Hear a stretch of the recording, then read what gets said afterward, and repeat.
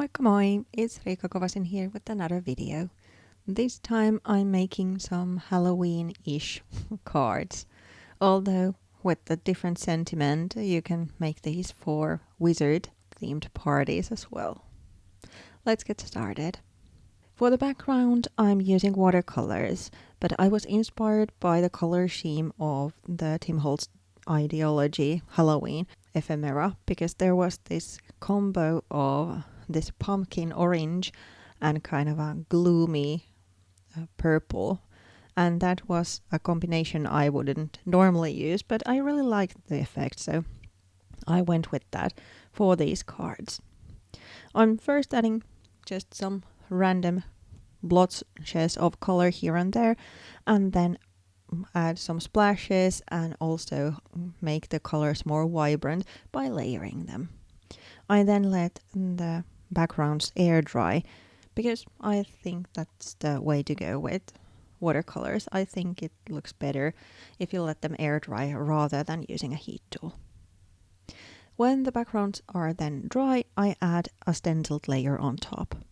I'm repeating the same colors that I've already been using, so there's the purple going in with the stencil and thus creating these kind of brownish tones on top of the orange. Next, I'm then adding some stamping. I'm using this bigger stamp that has kind of a butterfly and also some lettering on it, but I'm just touching or inking the lettering part, so just getting this kind of visual texture to the background. Next, I'm then trimming the backgrounds fitting to the cards. So this is going to be kind of just the focal area, so I'm letting them or framing them with another piece of cardstock a little bit later. I inked around the edges using the purple ink again, and then I'm starting to make the composition. For the biggest layer, I'm using these Halloween strips. At first I was thinking of adding a whole piece of strip, but it looked just too overpowering, hiding too much of that background I created, so instead I used pieces torn in half and added those to the background. I'm inking around the edges of all the elements I'm using the same black ink I used to stamp the text to the background. As you can see, I already die cut some elements for the composition as well. I die cut some moons and also some hats for the people going into the cards. For the hats I used black cardstock and for the moons I used white. Just inked the bottom layer with the black and grey to get this kind of a shadowy parts of the moons. I'm then building the compositions using foam tape and just regular double-sided tape to get these compositions a little bit layered. Before adding the characters in place, I'm stapling some cheesecloth to the background. Kind of this cobweb kind of idea going there. So I'm just tearing the cobweb or the cheesecloth a little bit to make it look more like this raggedy thing, and then adding the character on top using foam tape.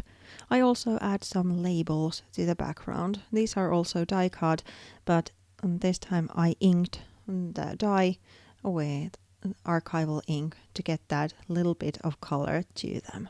I then add a label also on top with wishes for Happy Halloween and add a little die cut candle on top of that. To finish kind of the composition, I then add some bats to each card as well.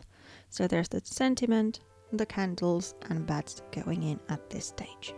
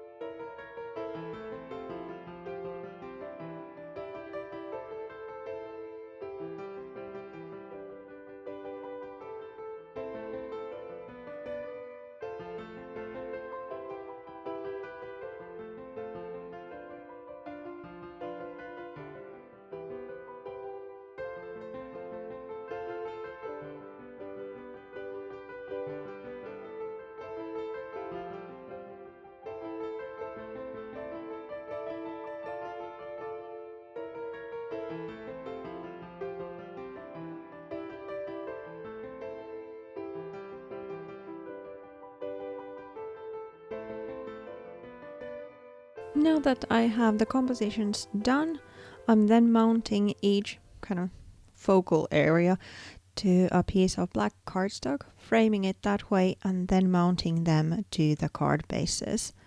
I was first thinking of using maybe black cards for these, but then I decided against it, that they needed a little bit more kind of light color, and also it's so much easier to write on top of white card base than black. And then here they are, ready cards. Couple of witches and a wizard there.